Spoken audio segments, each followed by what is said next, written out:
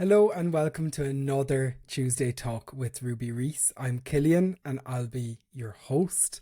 I'm also co-founder at Ruby Reese, which is a small business focused all around dogs based in Cork. And at the moment we're coming into the true summer season, I guess, where lots of other businesses, communities and industries are slowing down. I think it's a brilliant time of year for the dog community, not only because there are sporadic events all through the summer, opportunities to meet up, even local small dog walks and dog meetups, but also as a small business, it's a brilliant a little bit of leeway so that we can work on other projects. And one of the big projects that we've been working on somewhat behind the scenes and somewhat publicly has been our Big Dog Survey 2024, which you can find on our website. And with this, we really set out with the idea of understanding our community a whole lot better. I think in Ireland, we all have a rough idea how the dog community looks, but sometimes we don't have the statistics to back it up. And we might say, things with rough ideas and not necessarily know exactly what we're talking about. So we not only wanted to collect this information, but also share some of the really, really interesting insights that are certainly seeming to be coming out of the survey.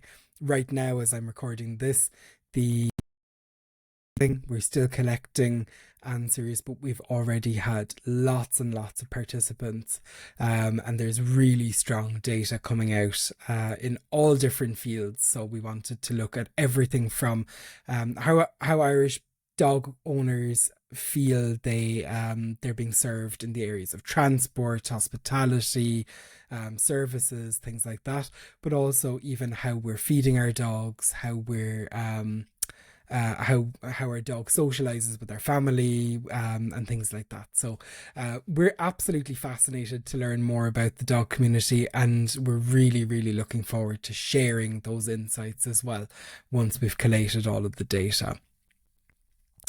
Apart from sharing all these insights and getting to know our community better, we're of course working busy in the background to get these podcasts out to you, and I think that's also very connected in the sense of sharing information that some of us in the dog community are privileged to hear, to have access to, and we want to help in sharing that, and also the sense of community, because I think it's really, really important to us, Chris and I at Ruby Reese, to help foster this idea of an Irish dog community, and with that being part of a global dog community, I suppose.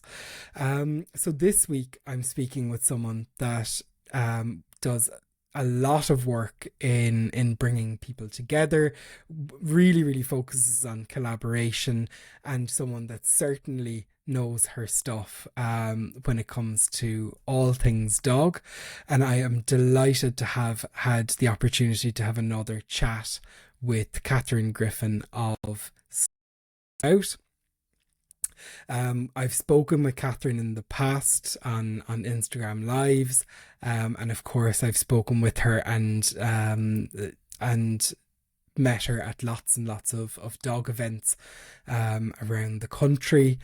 And it's always fascinating to speak with Catherine about dogs, because every time she opens her mouth, I feel I learn so much.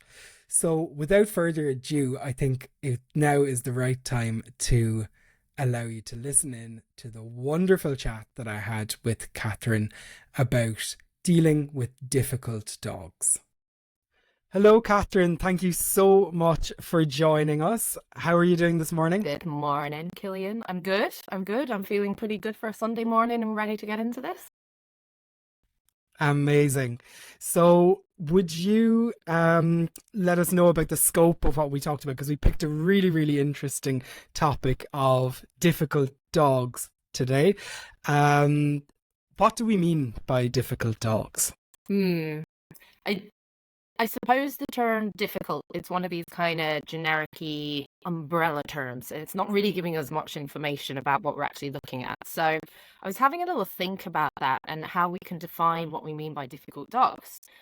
And I think the definition of your dog being difficult is not on the dog, but on the owner. Because what one person Yes. is going to find to be a difficult behavior isn't going to really be a difficult or challenging behavior for another person, kind of depending on our expectations of our dogs, essentially. So Yes. So the whole construct is really human created, and it's only difficult because it doesn't fit into our ideal dog yeah, idea, I guess, is definitely. it? Yeah. Yeah. And I suppose at the same time, we want to be conscious to look at what are actually problematic behaviors. So we Hmm. may have one person whose dog is chewing their skirting boards and they really struggle with that, but another person will be like, ah, sure, he's just chewing the skirting boards. But then we've got problematic or inappropriate behaviors, and the inappropriateness is to do with how that's affecting the individual dog's welfare, but also the owner's well-being. So if we have a really Hmm. stressed owner, that dog's presenting with difficult or problematic behaviors. But then also when we're looking at the dog itself, if the dog is in a physiological state of acute or severe stress, it's a difficult Hmm. challenge for the dog, essentially. Or, of course, if the dog is presenting with behaviors that are a safety risk or concern, that's going to be difficult too. And we would definitely want an owner to identify that as problematic, essentially. So, yeah, it's kind of one of those funny terms. And I think it can, yeah, it kind of comes from that whole owner expectation piece a lot as well, which Hmm. I would often get from working with people and what they're describing as being a massive problem. And it might be worth actually talking about our expectations as well, because I suppose expectations have shifted quite a lot over the years, right? 20 years ago in Ireland, the expectations of a dog, I don't think by and large, were that they sit quietly in a cafe and let everyone pet them as they pass with their cappuccinos. Is it? Yeah, I like the fact you use cappuccinos because they're very 20 years ago. Yeah, Uh, absolutely. Flat yeah, whites no, then to make it more modern. yeah, flat whites, thank you. But there are, and dogs, especially in Ireland, historically always serve function and purpose as a working tool. Essentially, Hmm. they're a resource for a farm or for security. But now, as we start to move towards the direction, dogs sleeping in our beds, and as you said, going to coffee shops, and I think there's an expectation that all dogs should be able to cope with that kind of a lifestyle. And if they don't, then they're difficult or there's a problem or they're challenging. But we tend to see these dogs everywhere because they can be everywhere. So that in itself has set the precedent for what we think is good behavior. And anything that falls out of that line is considered problematic, challenging. The dog needs help, the dog needs training. Um, and there is a bit of an expectation with training in itself that we can get any dog and make them into that. But that's simply not the case. And just because your dog doesn't fit that mold doesn't mean your dog has a problem. Hmm. There's nothing wrong with your dog. A lot of the cases I work with, the dog's not broken, they don't need fixing. It's about realigning and reestablishing owner expectations for the animal. And of course, working on a few bits to make the animal feel better themselves. Sure. And I suppose a lot of these situations as well, like we've already kind of touched on, some of these situations at the very least kind of we come across when dogs are being exposed to kind of, public situations or crowded modern cityscape situations, right? Yeah, and unfortunately, the world just isn't designed to work for dogs. Even when you think of like local infrastructure, or you think of the way roads are built or pathways. Hmm. Before when I lived near a place called Carrigaline, and that used to just be all rolling hills, and now it's just rolling estates of houses and narrow pathways, and dogs being forced to meet head on, which is not how dogs would choose to meet and greet other dogs. And there's all this traffic, and everything is just bigger and more, and it's noisier and smellier and more chemical-y, and just it's evolved to be very unnatural. So it's a lot for a dog to have to process, and a lot of stimulus is like constantly in the environment for adults these days. And we've mentioned, I suppose, that stress can definitely maybe not cause these problems, but it maybe amplify them a little bit. So how can we identify triggers in dogs, in particular? How to maybe identify how our dogs are stressed? Yeah, and it's interesting because stress is essentially the root of every case I work with. Um, and when we talk about triggers, so the word trigger sounds like a negative thing as well. And it's important Hmm. to think a trigger is anything that elicits a sympathetic nervous system response. So a trigger is anything that generates stress in the animal. But stress is a physiological event of cortisol, adrenaline coursing around the body. It's not an emotional state. So whenever I'm talking about stress with clients, I make it really clear when I talk about stress, I'm just talking about what's happening in the body. So, for example, when I come over to see Ruby, she has a Hmm. stress response. And I probably don't Absolutely. do much to help that. But it's eustress, it's euphoria, it's excitement, it's all this stuff. And then there's the distress piece, which is when we're talking about those triggers in the environment that can elicit a stress response. But it's, I'm not happy, I'm not comfortable, this is worrying, this is potentially affecting my sense of safety, and as a result, my survival. So, So, your example, I think I understand it acutely, but just to let people know how Ruby does react when people come over to the house, she is so delighted to see people coming to visit her, and finds it such an honor that she absolutely loses it. She goes, and some of you might recognize this in your own dogs, when guests come. She has gone off to to find little bits and pieces, some of her toys, maybe a cow's ear or something hanging around the place, to bring and show to the guests that they're very welcome, and insists on all the cuddles and rubs. So this is kind of, like you say, it's a stress response because she has all these endorphins pumping around her body. But it's positive. I mean, she's absolutely delighted. You've made her day that you've called over. So see, when you're talking about stress responses, then it's not always a negative thing. no, not at all. It's just a Mm. physiological thing. Now, even when stress is eustress, euphoria, excitement, it still is something that we need to monitor and measure. So, and a really good example of that, I suppose, is when you think about dogs who are obsessively playing repetitive fetch. I run, I get the ball, I run, I get the ball, I run, I get the ball. Too much stress, whether it's positive excitement or distress, is not good. We can't continuously expose Mhm. our dogs to this stress. And then we end up with a dog living in a state of what we call chronic stress, which is exposure to stress over a long period of time. And when we're up here, we're more sensitive to responding to triggers in the environment as well. So even a dog who is constantly on the go, like that collie who is just obsessively chasing, running, and it looks like great fun, we're still actually putting our dogs in a state where that much cortisol and adrenaline coursing around the body can impact physical and mental health.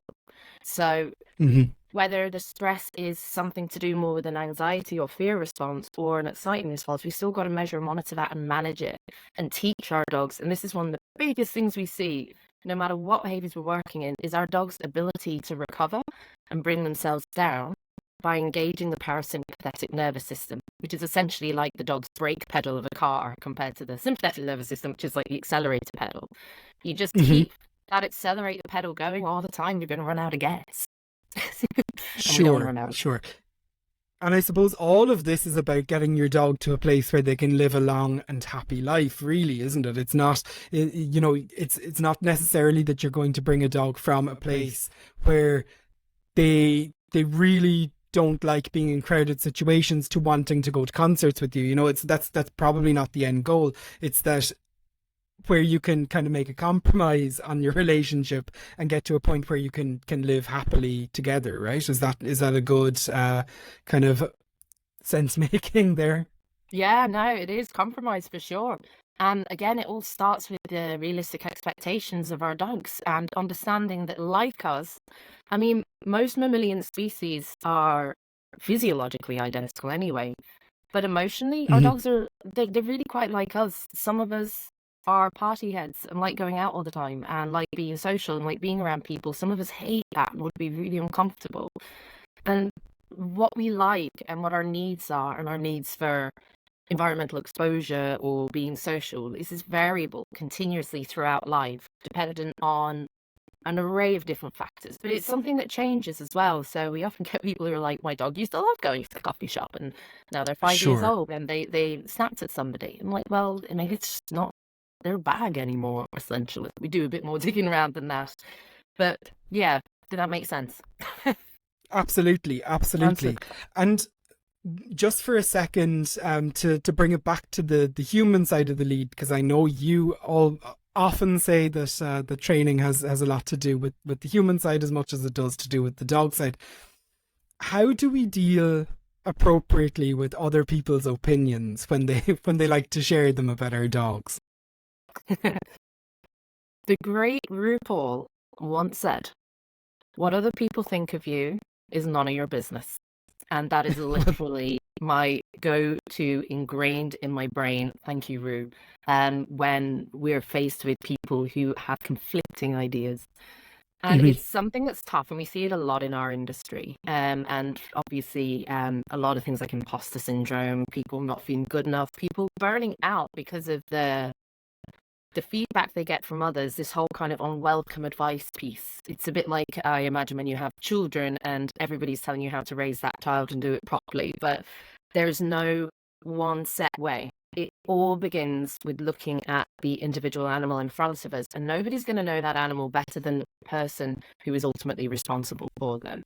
Sure. So when you're kind of met with that feedback from other people, this is a lot to do with also monitoring and measuring your behavior and looking Mhm. at your behavior modification needs to essentially feel well equipped and able to take feedback from people and filter it and choose, is this actually helpful, the feedback they're giving me? Is there something I need to work on?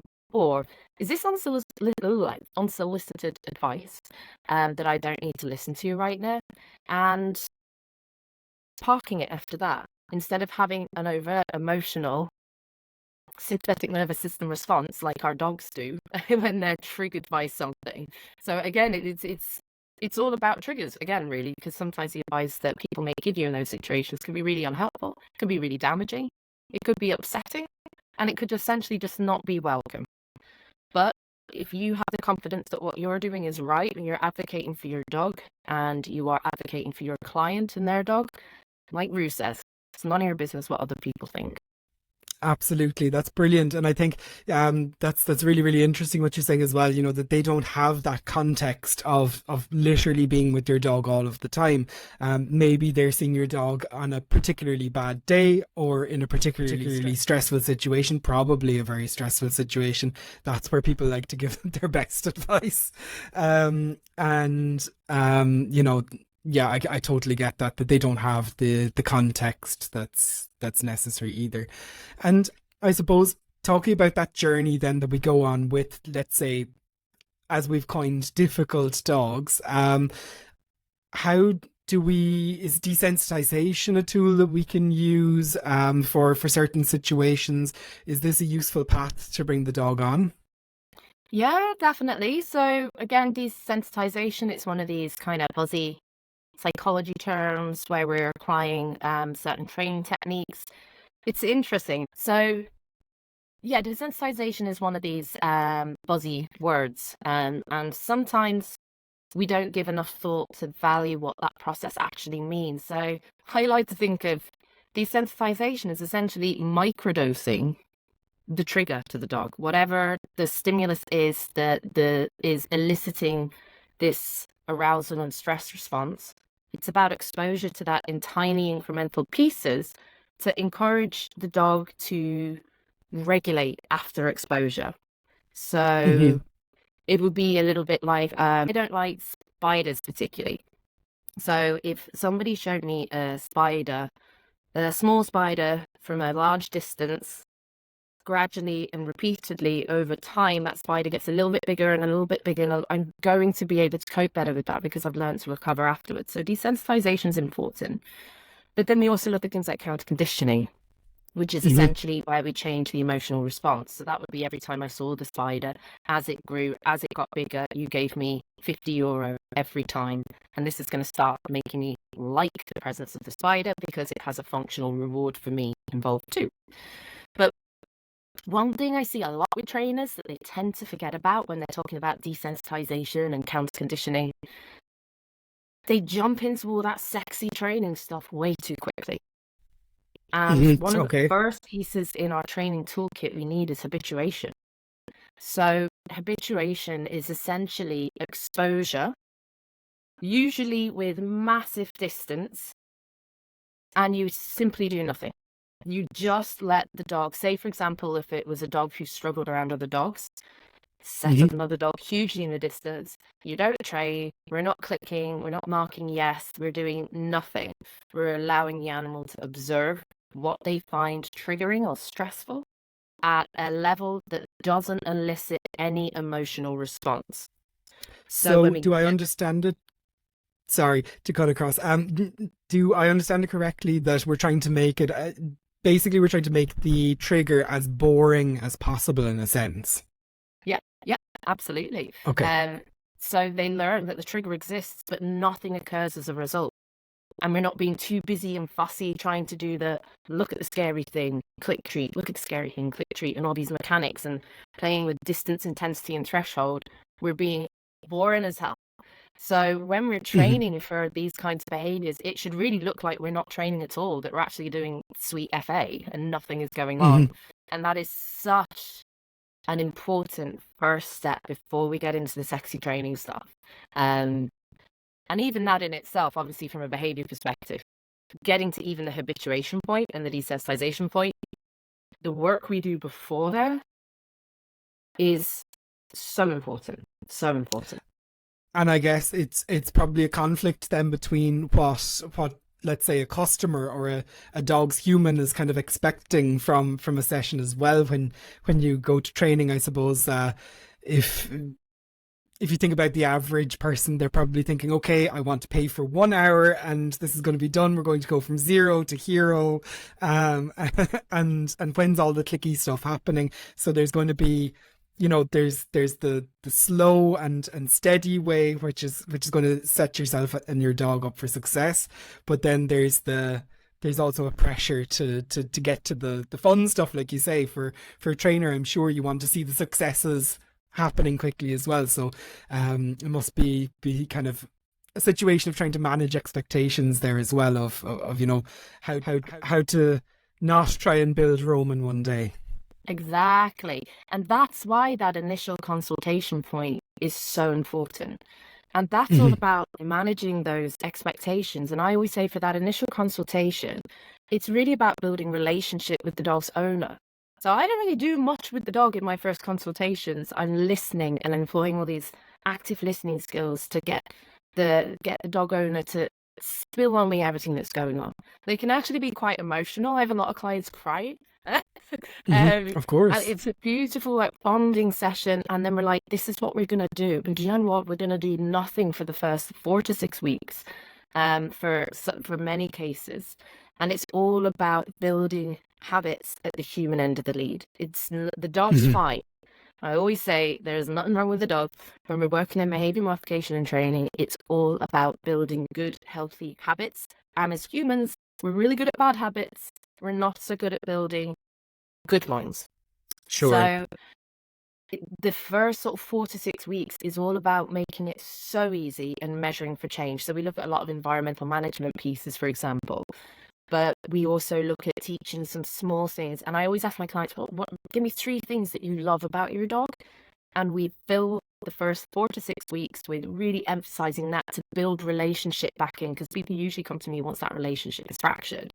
And we essentially do what I like to call a cortisol holiday, which is Okay. removing all stress, all triggers, working on little exercises to help the dog recover, decompress and relax. but also building up confidence and working on resilience and teaching some small basic things that are going to be really easy for the dog's owner to do. So they're like, oh my God, I can do this. I can train. Guess what you did today?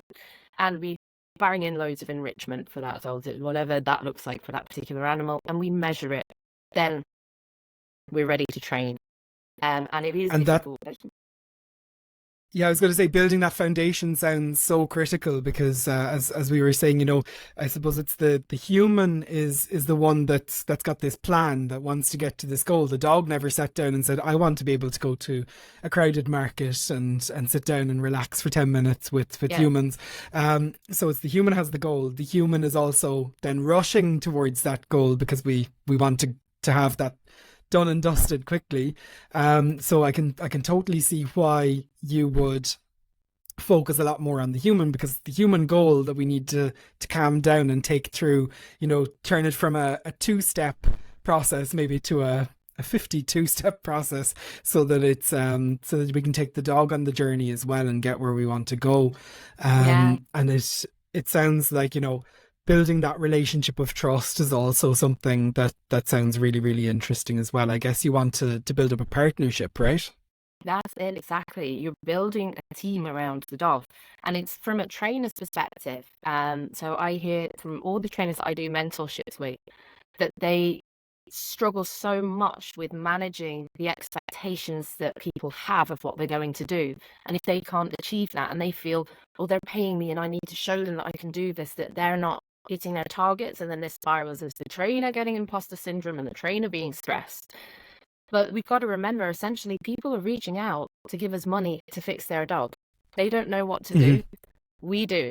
So we work using our skills and our knowledge and applying that to what's going to work for the dog and the human. We don't work to push through the results to create the illusion of what dog training is from the client perspective. We guide our clients through this. And no, 99.9% of the times the client's like, I had no idea this is what's involved here. Hadn't a clue. I'm so glad I reached out so I could be told. So it's really important for dog trainers as well to just remember that people are paying you for your expertise, not for you to meet expectations. Sure. Yeah. Yes. Yeah, absolutely. And you mentioned about, setting up situations where we can bring the cortisol down, where we can reduce the stress. So how do we sometimes effectively reduce stress and maybe set up environments and situations that lead to a less stressful situation for the dog? So the first point is always investigation. Why is the dog stressed in the first place? I think recent research, something like 70, don't quote me on this, but around 76% of dogs displaying behavioral issues or problematic behaviors, it's all related to physical health, pain, discomfort, something going on underneath the skin that we don't see. So obviously we rule all of that stuff out first, and that's all kind of part of this cortisol holiday piece. But when it comes to reducing stress, the first thing we look at is environmental management. And environmental management is easy. This is just reducing access to triggers. So disable the doorbell. If your dog doesn't like doorbells, get rid of it. If your dog doesn't like the postman, put a post box at the end of your house by the gate. It's amazing. People seem quite weird and reluctant to do the easy pieces as well, I often find. Sure. Or for many of my clients, they get a window fill that's going to block out visual access to things going off outside, because it's a really difficult one for people to understand that allowing your dog to window watch all day isn't healthy. They're very often in anticipation of seeing something that's going to stimulate them. So environmental management might be, let's take your dog out of daycare. Let's not walk down that street. Let's drive them to a quiet place. So for our programs, we always have do this first, because you know what? It's easy and you'll see a difference straight away. And then for managing stress, we look at giving outlets. Dogs are great at self-soothing. They have a whole pharmacy in their brain of different neurotransmitters, hormones, chemicals that they can help themselves feel better with, such as serotonin. So we look at an enrichment framework, identify the best times of day to employ an enrichment-based activity, such as chewing, licking, lapping, and working out the times of day that's going to be most important for that dog. For some dogs, it might be before a walk to help bring them down. For some dogs, it might be after their walk. For some dogs, it might be in the evening time when people are coming home. So employing the right type of enrichment for that animal at the right time of day and in the right situations is going to essentially start relaxing and bringing them down. And again, looking at all the positive stress things, such as when you get up in the morning, is it like, oh, you or the baby, and getting really G'd up and hyped up and doing everything to reduce, you're laughing because I know you do it. I And looking at everything to reduce and bring them down. But you can go even further with this stuff. I mean, you can do types of play, like using flirt calls to bring their arousal up, but then bring it down afterwards with some sit, stay type stuff going on, and then bring them up and bring them down. So you're teaching your dog to regulate your own stress. We kind of call that roller coastering. And you can even teach your dog deep breathing exercises. Now that's real fancy trainer stuff, but you can, some of my clients do it and they love it. So there's loads that we can do, but it's all about assessing the individual animal's needs, because what absolutely. cortisol holiday looks like for Ruby is not going to look like what it looks like for my boy Indy, for example. And you can't be laughing at at the morning routine for Ruby. So most people probably don't know that Ruby's actually a terrible morning dog, and she likes to sleep in until 11 if at all possible. So it's not actually in the morning, but around 11 o'clock then she wakes up and she expects the whole world to greet her, you know, when it's like good morning, the day has awoken. It's like, no, Ruby, the day is 5 or 6 hours old now. But she loves to go around and parade around the place and get her good mornings done. But I think it's interesting as well, like you were saying about the routines of getting into kind of, you know, yes, we can have these positive stress moments, but knowing when to bring them back down again. We always end even playtime and stuff like that at home with belly rubs, so we know that when Ruby's like, okay, this is too much for me, she'll roll over onto her belly and be like, let's get to this bit. It's her way of saying, let's exit the play now, you know, because she knows we always do the belly rubs at the end and we bring down the cortisol, I guess. So yeah, that's why I was laughing, because morning might be a bit of an exaggeration, but to Ruby it certainly is her morning routine. Oh, lovely.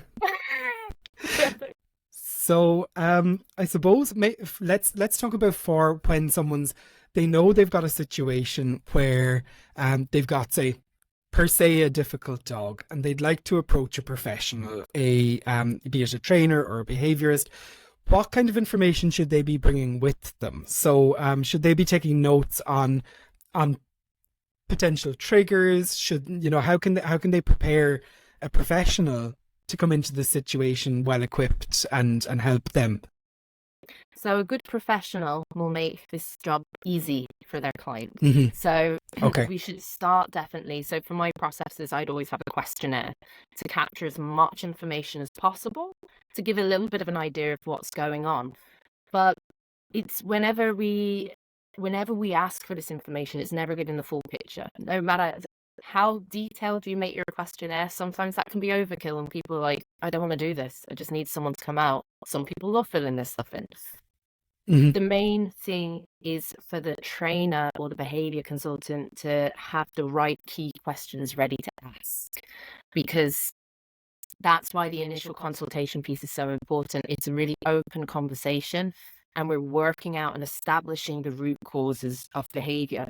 Now, it's quite important to have a specific type of a checklist if you don't have this mentally, having this physically. Now, the IAABC, who I'm affiliated with, they actually recently, I'll send you through the link for show notes, the behavior checklist.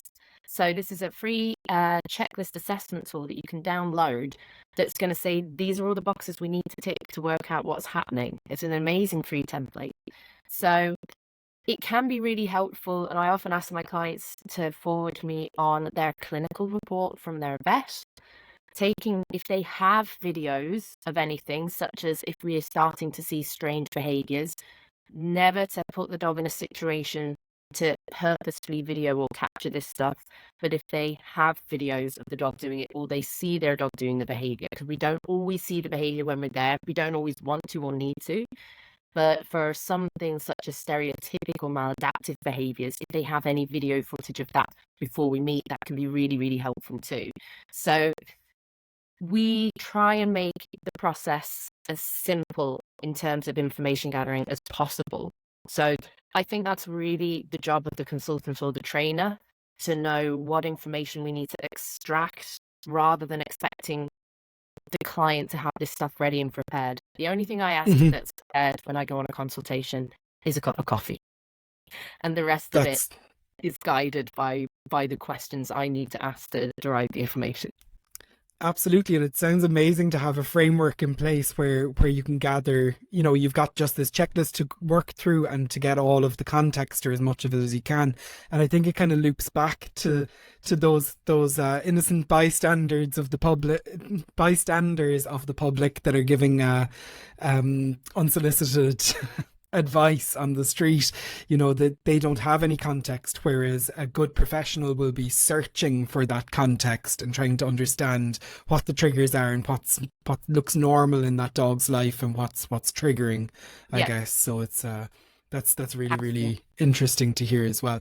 So I suppose to wrap up, I would good advice to people be, if they've any concerns, to start early, because it sounds like these problems aren't going to go away on their own, and they're not going to be easily solved by a click of the fingers or a 30-second piece of advice from any social media video. Yeah, oh goodness, the social media videos. And you know what, even the great ones, even the ones that are Mhm. really good information and advice, it's getting good training wrong is so easy. And Yeah, even using a system of reinforcement and reward can make behavior a million times worse if you're not 100% clear on what you're doing. It's not just a case of click treat. There's so much more to it. And even though the good videos are great, I really urge people, no matter who they are or how great you're trying to get out, don't do this stuff yourself. There's too much going on to just try and fix this with a simple recipe on TikTok, essentially. So absolutely. start as soon as you see something. And even better, if you're a new dog owner and you're like, I just actually need to, am I doing this right? Am I giving my dog the best life they possibly can? Get a great trainer, a great consultant to help you on that. But especially when it comes to behavior, be really clear that you're seeking a behavior professional. We do different things, and we will build a network of veterinarians, physiotherapists, hydrotherapists around your dog to make sure that we are tackling this from every single angle. And actually, I love that the holistic approach as well to looking at your dog, because of course it's not just a one-sided thing. And you've already mentioned earlier that behavior could be stemming from something like pain. So you can imagine if a dog has a toothache and they're getting snappy, I mean, you would too. So that certainly needs then a holistic approach to get solved, because there's different elements to the problem, right? Absolutely, absolutely. And so actually, it's funny you say teeth. So many cases come down to stuff that's going on in the mouth. And when you think about what happens when a dog goes to see a vet, they're in and they're out. Like, it's a real quick process, but I could be 2 or 3 hours with the dog, like looking for everything and anything. And once we have those first steps in place, we're like, get to the vet. And then there's still going to be a behavior piece to do because of associative learning. So we still got to come back and do the other bit. But as I always say, we cannot train on pain. So we've got to get that stuff looked at first. And a really good behavior consultant is going to be able to identify those pieces whilst not overstepping professional boundaries and advising on. So we always have to refer. Absolutely. That's amazing. I love it. Love a good holistic approach. Catherine, thank you so, so much for coming on and sharing a whistle stop tour about difficult dogs. I know it's a difficult topic because there's such an array of different behaviors that we've kind of just dipped our toe into the water on, but I think it gives people a brilliant starting point on the whole topic, and where they could maybe go to in the future as well. So thank you so, so much. I really appreciate it. Thank you, Killian. It's been fantastic talking to you, as always. Thank you. So once again, a huge thank you to. If you would like to find out more about Catherine and the work that she does with Snout and About, you can find all of the contact details in the show notes. Equally, if you would like to support us, a follow or subscribe on the platform that you are listening to this podcast would be so appreciated. And of course, you can also support us over at ruby-reese.com. That's all the time we have for this week, but we really, really look forward to seeing you again next Tuesday.